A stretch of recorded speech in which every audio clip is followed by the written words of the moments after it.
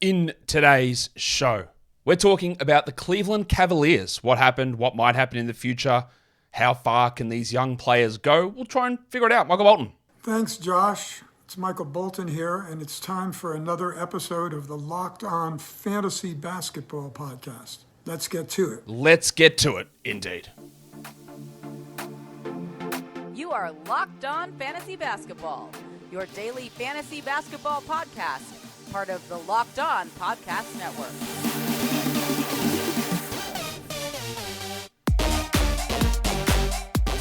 Hello and welcome to the Locked On Fantasy Basketball Podcast, brought to you by Basketball Monster. My name is Josh Lloyd and I am the lead fantasy analyst at basketballmonster.com.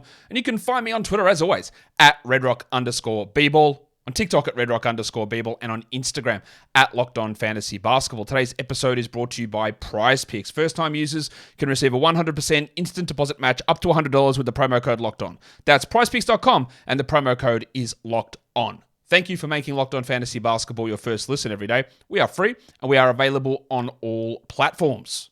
We're going to talk Cleveland Cavaliers. I hope you've enjoyed the NBA draft stuff that we've done. So far, there's been 3 of those shows out. We've covered Brandon Miller, Scoot Henderson, Victor Wembanyama, Taylor Hendricks. Who else have we covered? Lots of players. And then tomorrow, there's another one coming where we're going to be talking Anthony Black as one of the main players on that show, and Jalen Hood-Schifino in that one. We're going to end up covering, I think, 60-plus prospects. So anyone who really has a chance of getting drafted, I think we're going to end up covering. Just so you got a bit of a background on them, and we'll focus more on the top-end guys and some of their value. We'll do some fantasy value shows on the rookies as well, but trying to turn those two things together, analysis from me and someone else on the prospects NBA value, then we twist that into fantasy stuff. That's all going to be coming up over the next 4 to 5 weeks before the NBA draft. But we're here to talk Cleveland Cavaliers, a team that, of course, was really strong during the regular season, but was really bad. Yeah, bad in the NBA playoffs. So, warning.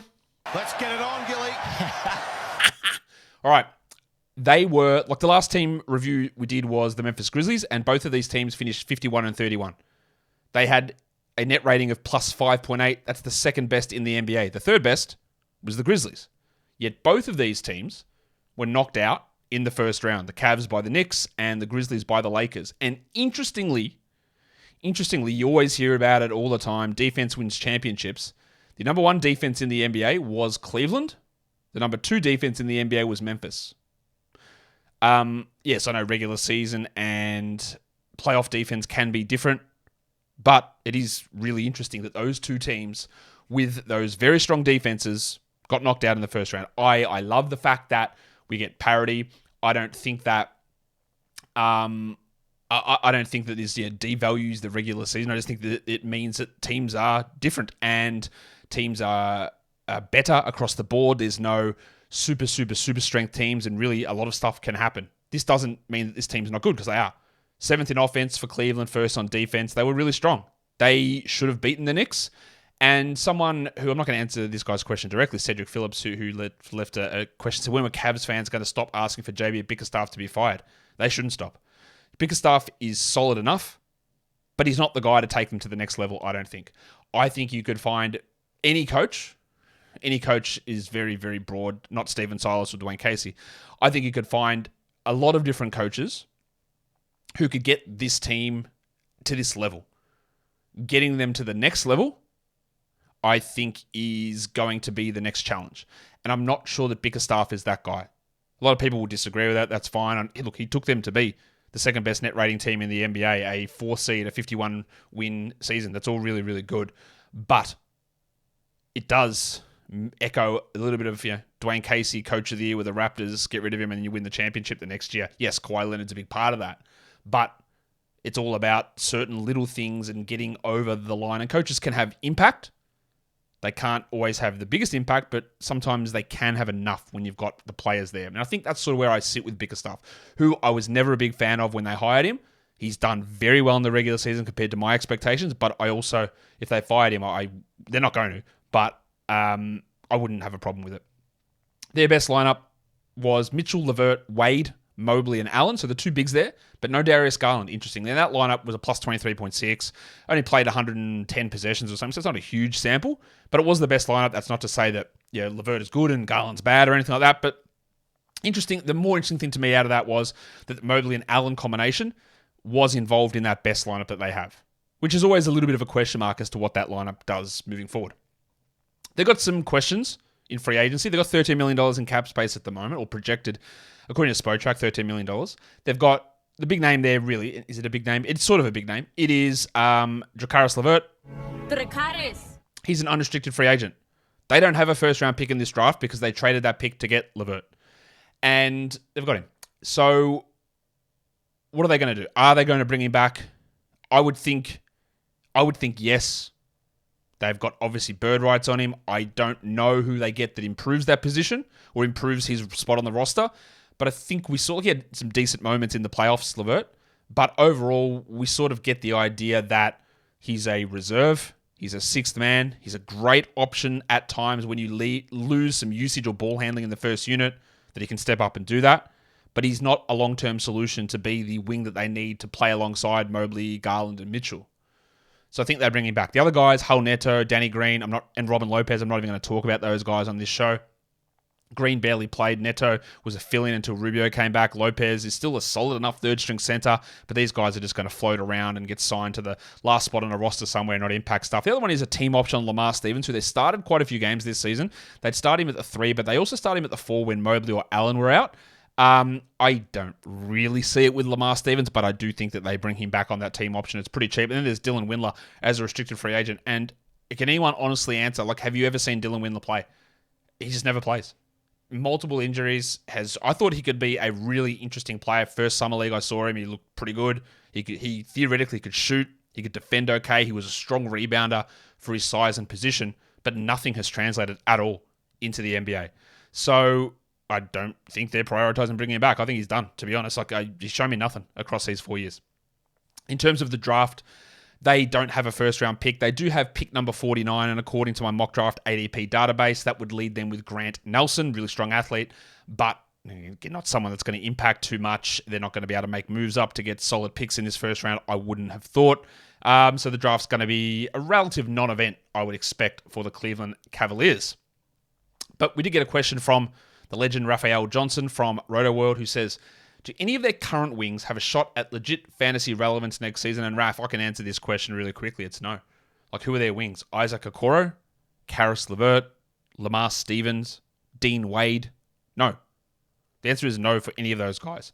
We've seen the very, very barest of flash from Isaac Okoro at times, but in this lineup, there's just no way.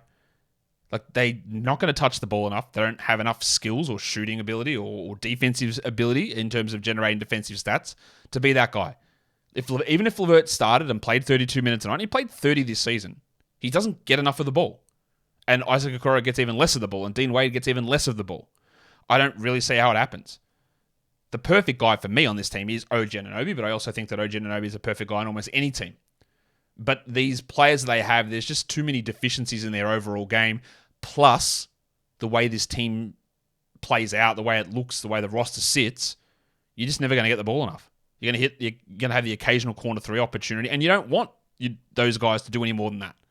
You don't want them to be dribbling and initiating and driving and doing all that stuff. You don't want them to do it. So, no, I can't see, Raf, how any of these players that are currently on this roster, or anyway, really they're going to improve it, they're going to be able to do anything that is relevant enough for vast majority of fantasy leagues.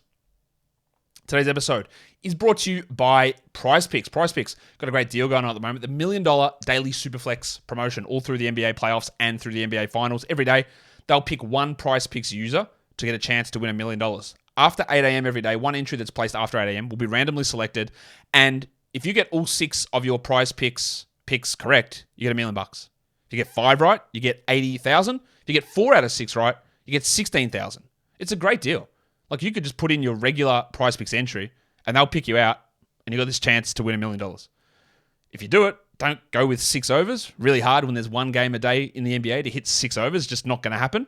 Mix it up. And I believe you don't even have to do just NBA entries. You can mix it up. You can do things from other sports. The NHL playoffs are going on. Major League Baseball, there's going to be a lot of different Prize Picks entries, but they've got golf, MMA, boxing, cricket, college sports when that's on, NASCAR, disc golf. It's all there over at Prize Picks. Make sure you go to prizepicks.com/million Opt into that link to be eligible for their Superflex promotion. And once you opt in, all you do is play the game like normal, and you could be that lucky winner. You can also use the promo code LOCKEDON and receive a 100% instant deposit match up to $100 as a new user. If you deposit $100, you get $100. If you deposit $50, you get $50. Don't forget, enter the promo code LOCKEDON at sign up for an instant deposit match up to $100. That will take us into talking about the players. He's done. He's good. Yeah, he was really, really good. Donovan Mitchell, there's no debating that. I was very much, I don't know. I was down on him compared to how he finished this season. He was a guy that in previous seasons in Utah had been like the 45th best player for many seasons. Then the last season in Utah jumped up to 22, I think it was. And I said, I think playing alongside Garland, he probably drops down to 30, 32. But he didn't. He went up to 15th. Unbelievable stuff. 10th in total numbers. His ADP was 26, and even that, I was like, I'm not sure about that. But I was wrong on that. What he was able to do was play more minutes, 36 minutes a night. That's where I went wrong on that. Bigger stuff went hard on minutes. He played these guys big minutes. He played in the regular season like 8-man rotations, which is just a Thibsian thing to do. You don't see teams do that. And he gave those extra minutes to these guys.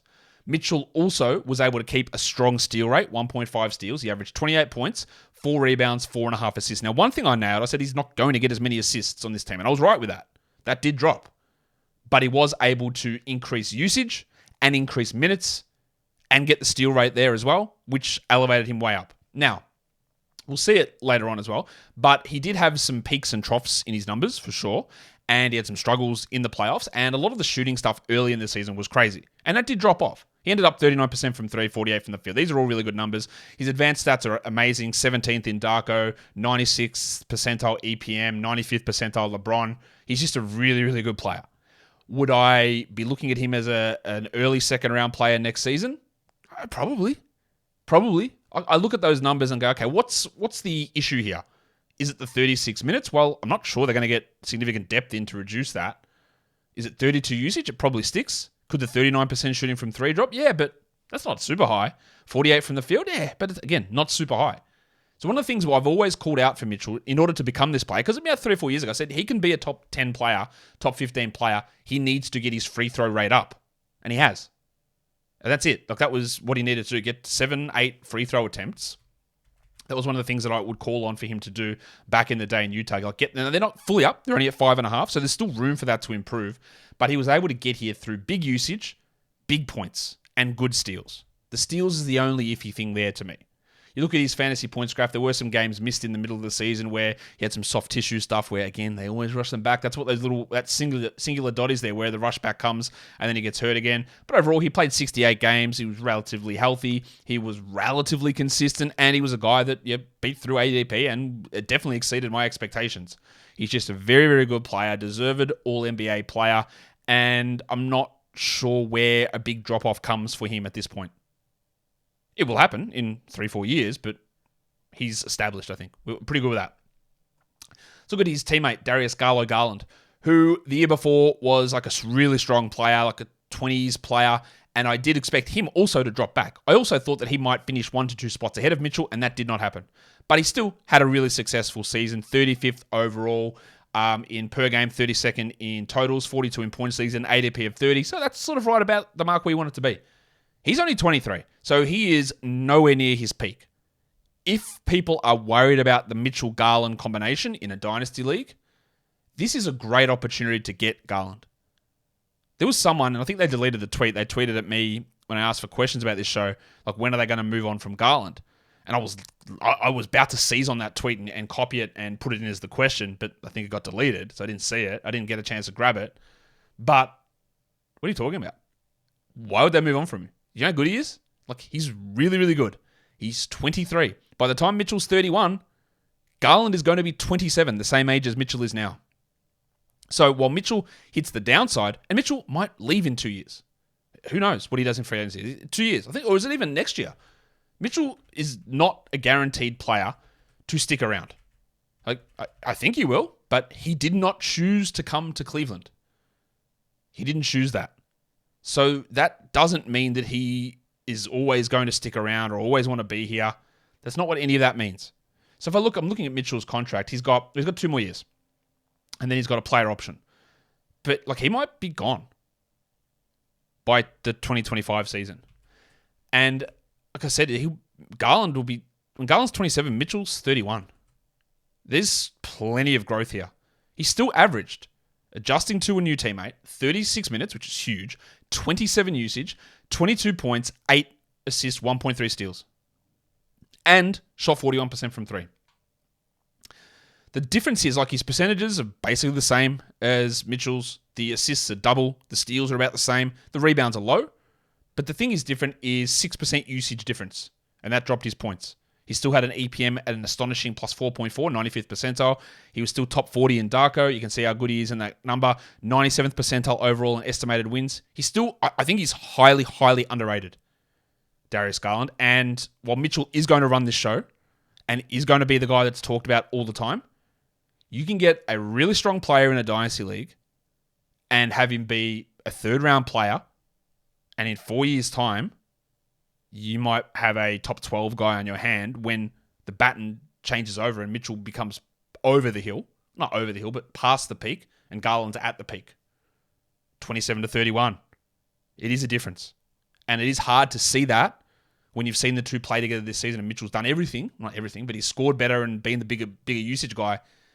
4 years is a big difference. Mitchell might not be on the team.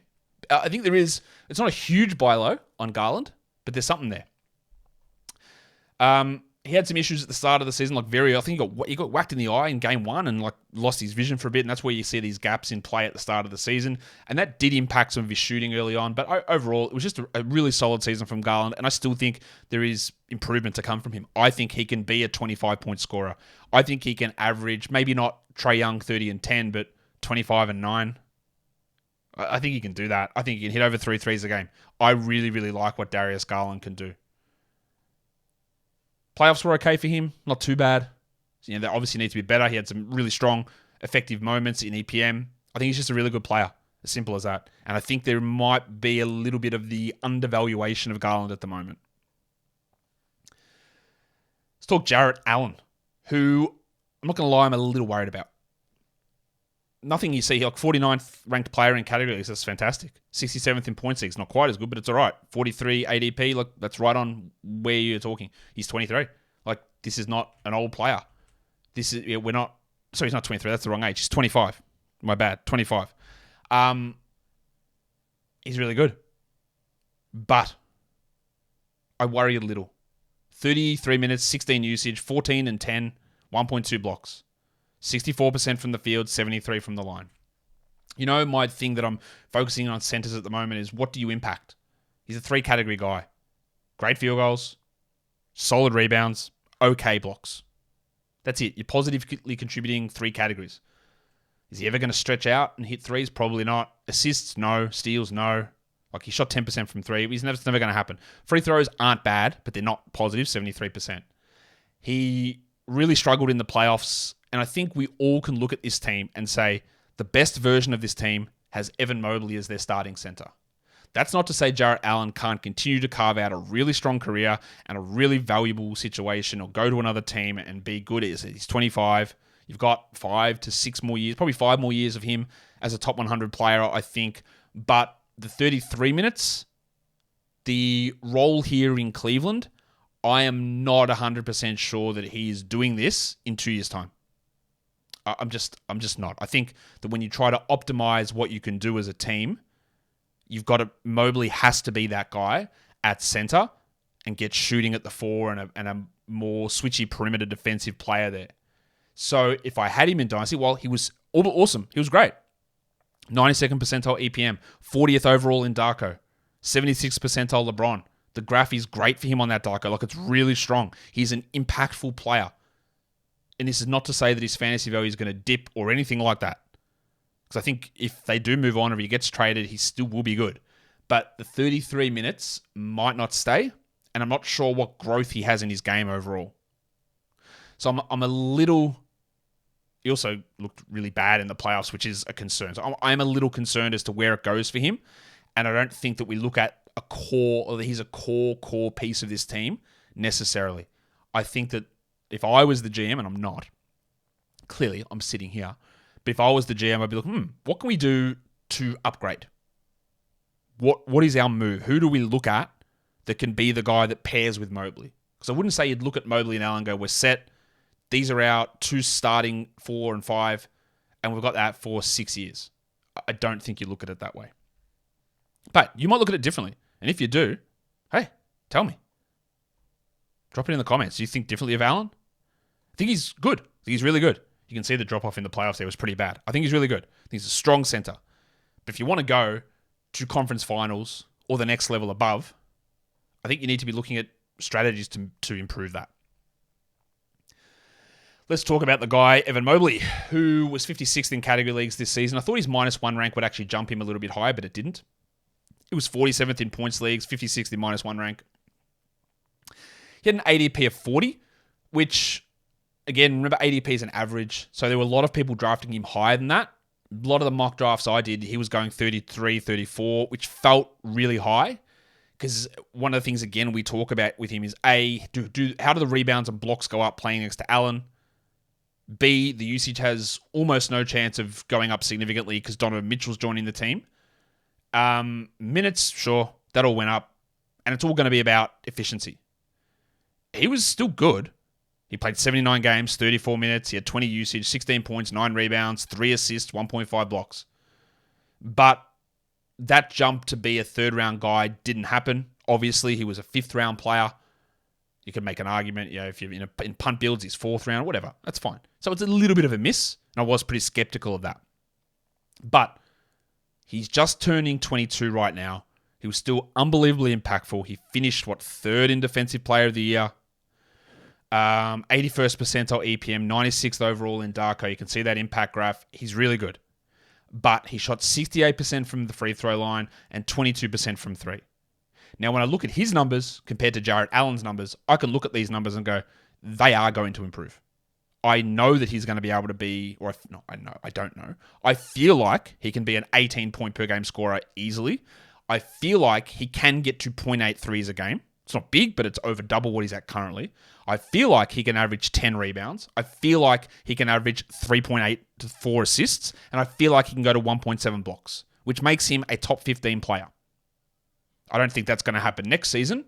But when we're talking peak Evan Mobley in 5-6 years' time, maybe he is.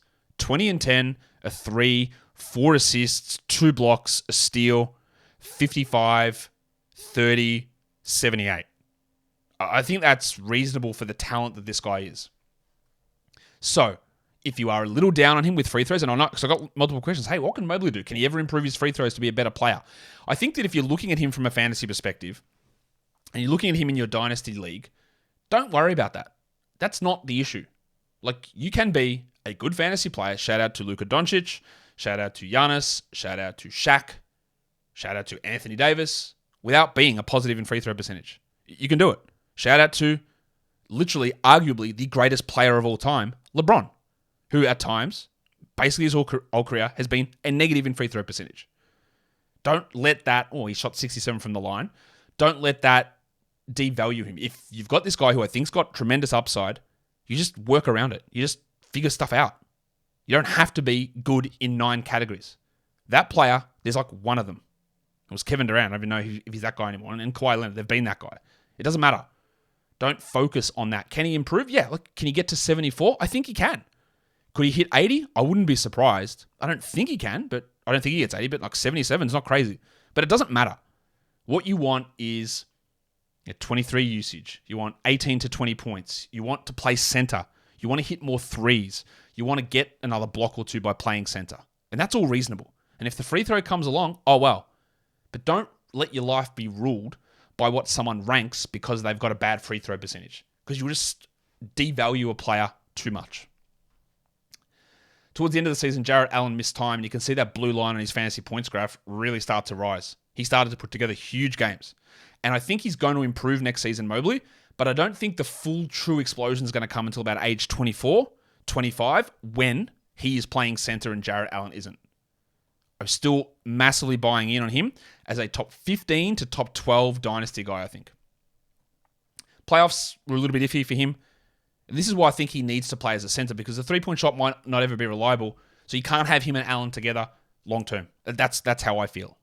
Unless he does become a sniper, which I don't think he's going to do. Let's look at LeVert, who played 30 minutes a game. Played 74 games, who's had a lot of injuries in the past, obviously, and illnesses. But played 30 minutes and still ranked 160th. And even in -1, 177th. And even in points leagues, 139th. That's just not good enough. He had an ADP of 139. People were drafting him late. I don't really hate it. Like, draft him in your last round, second last round, doesn't matter. But the value of him getting that upside on this team is just always limited by the other players there. The way we look at it is he got the minutes. He started some games, he came off the bench some games, but only 19 usage for a guy that probably needs 25 to be valuable because he's going to struggle with shooting. And he averaged 12 points. He averaged 4 assists, 4 rebounds, and a steal. I thought his defense improved quite a bit this season, but it doesn't matter when you are a big negative on free throws, 72%, and you're a big negative on field goals at 43%. And it wasn't because he couldn't hit threes. He hit 39% of them. But it's 2-point finishing. It's finishing at the rim. Shot selection. All that stuff hurts him. He will have big games, and people will always remember the big games. And he is just wildly inconsistent. He needs a situation where he has the ball and he is running things. And in that situation where he is running things, your team is bad. That is always the problem with those sort of guys. There are plenty of players who need the ball in their hands, but if they do, your team is good, so you deal with it.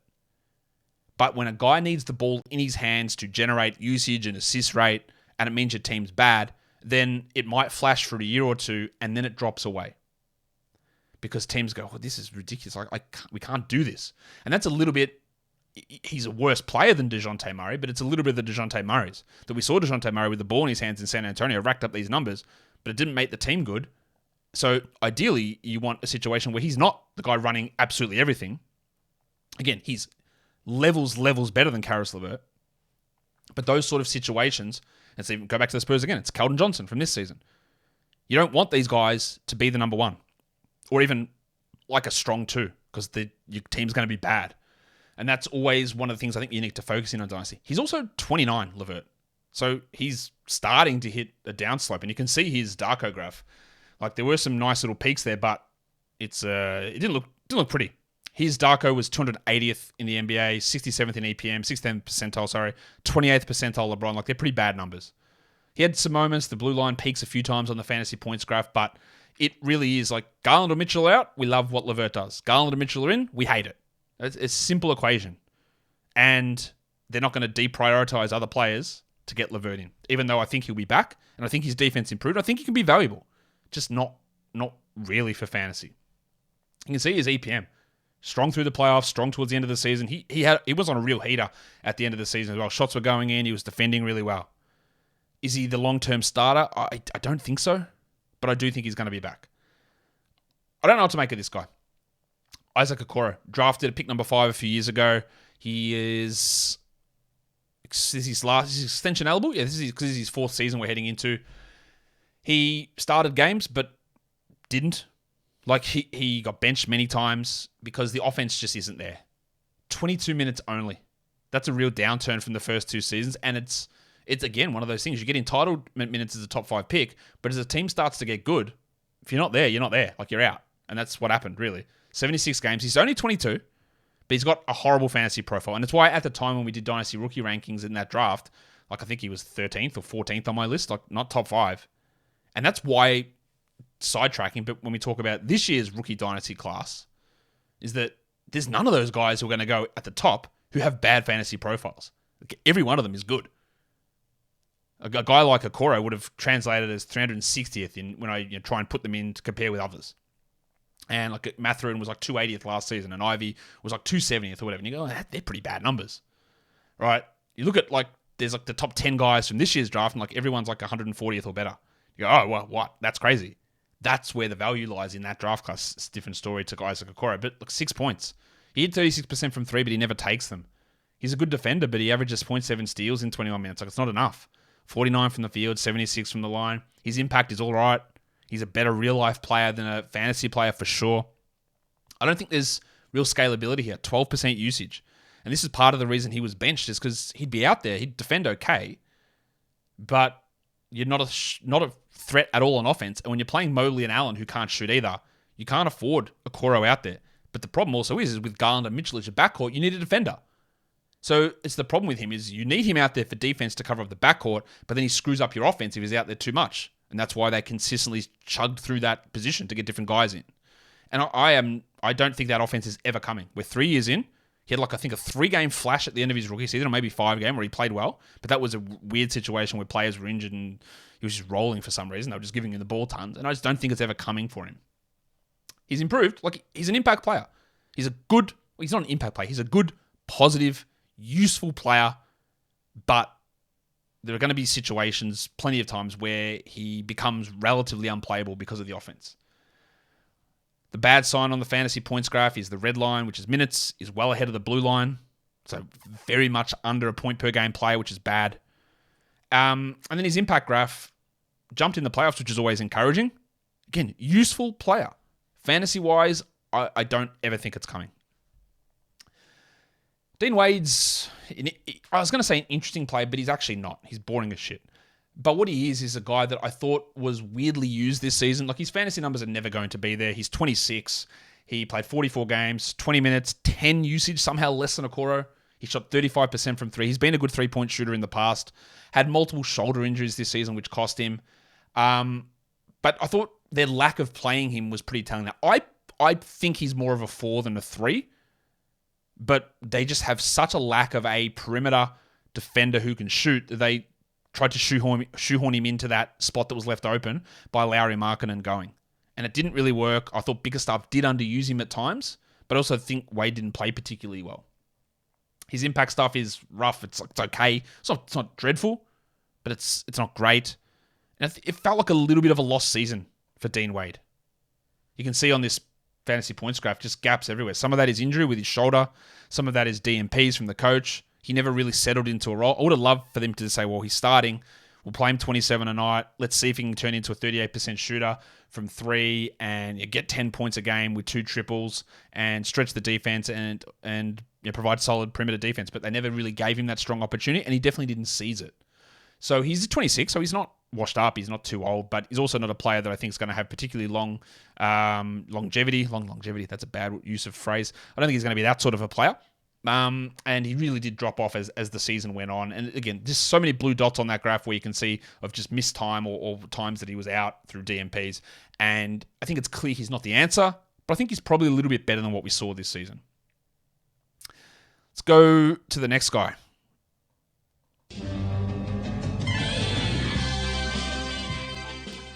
Ravishing Rick Rubio. 309th ranked player this season, came back from the ACL injury. There were...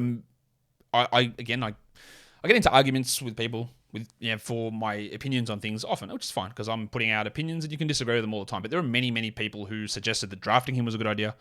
There were people who suggested that he was a must-add as soon as he came back from his injury because look what he did the year before. And that is always the key thing of context. The year before, he put up these numbers with Garland, and that's it. No Colin Sexton. This year, he's a 33-year-old man coming off an ACL injury who's playing behind... Garland and Mitchell, and also the year before he didn't do it when LeVert was there because LeVert was traded for because Rubio got injured. But he was also much worse than I thought he would be. Now, still in his 33 games, 17 minutes, he still provided 3.5 assists, which when you're always looking for assists off the wire, that is usable. It's useful. It's hard to find 3.5 assists from anybody. So when you needed assists on a Sunday, that getting Rubio in to try and get that was fine, and he played ahead of Hull Neto, but the shooting was worse than it's ever been. 35 from the field, 26 from 3. He averaged 5 points and 0.6 triples. He basically was an assist streamer. Is his career cooked? I'm a little worried. 2 ACLs now. Looked quite bad. EPM, Darko. Look at how that graph drops off. He struggled immensely. But coming back from an ACL, let alone a second ACL, can be a 24-month process. So I would expect that he is better next season, but it is hard to get better when you're going to be 33 and you've had 2 ACLs. Him filling that 28-minute-a-night role that he had the season before when he was awesome before he tore that ACL, it just feels impossible to ever get back to that. No team would ever want him to play 28 minutes, nor will he have the ability to be that impactful anymore. It robs you of stuff. It robs you of athleticism and confidence. And by the time he gets back to that confidence, his body will have shot down or, slow down even further, and the shooting's not coming back to a decent enough level. And they don't need him. Mitchell and Garland are there. They don't need him. So, yeah, I think that little cameo we got from him in the 21-22 season was probably the last time we see really, really good Ricky Rubio. He struggled. He was actually out of the rotation in the playoffs at times as well, which is not a great sign. Can he still be a solid backup point guard? Well, I'm not actually sure about that. As a third point guard, no problem. Second point guard, an every night guy? I don't know. I'm not writing him off because he has been one of my favorite players. But, yeah, it didn't look good. The last guy we look at is the discman, Cedi Osman, who, again, another one of these wings who they tried. Cedi, you're 6'8", 6'7". Theoretically, you can defend. Theoretically, you can handle. Theoretically, you can shoot. Please, we're begging you. We have an opening. My family's dying. Do something. And he would for like 1 or 2 games. And then he would fall away. And that's why he was averaging 20 minutes only. And why he's the 311th ranked player in fantasy. He averaged 9 points. He had 18 usage. Like, they tried him. For some reason, he only hit 56% of his free throws. He's better than that. But 37% from 3, 47% overall. His impact stuff was okay. Not bad, not okay. Not terrible. Actually, a solid rise from where it has been in past seasons. And it is trending up, but he's 28. And, like, is he a better option at the moment than Isaac Okoro? Yeah, probably. But he's really, really inconsistent. Bickerstaff doesn't have the faith. And this is part of the reason why I don't blame Bickerstaff, but I also do a little bit. Is that you're dealing with, hey, can Dean Wade, Caris LeVert, Isaac Okoro, Lamar Stevens, or Cedi Osman fix our problem on the wing? Jesus, that's a rough bunch. But I also felt like he never put them in the right position or gave them consistency in that role. And I think that someone like a Wade or an Osman should have been given a little bit more of an extended run at an opportunity to do that. Whereas Osman would play 22 minutes and then he would play 0 minutes. And he'd play 5 minutes and he'd play 17 minutes. And overall, like, the numbers, they're not terrible. They're not awesome, but they're not terrible. And he's got a bit of that size. He's got some defense at times. I don't know. My faith in him ever becoming a strong fantasy player is 0. Like, I don't think that's going to happen. And I think there's just too many weird things on this team or even with his game to feel super confident in it. But I also think he was a little bit, not harsh is the wrong word, but things weren't done to maximize what he can do and even what the team could do. You can see some inconsistencies in production. You're going to always get that with players like this. His EPM was, again, relatively solid. He played some okay minutes in the playoffs. He's useful enough. And if you just plugged him in as a 20-minute-a-night guy coming off the bench every night, if you had a better option starting, it's totally okay.